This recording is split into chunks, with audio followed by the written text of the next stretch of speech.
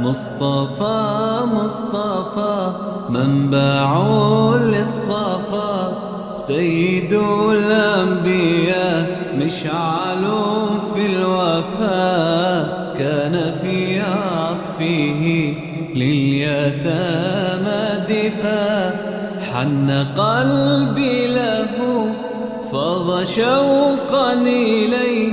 ليس أرجو سوى شربة من يديه، الصلاة عليه والسلام عليه للسماء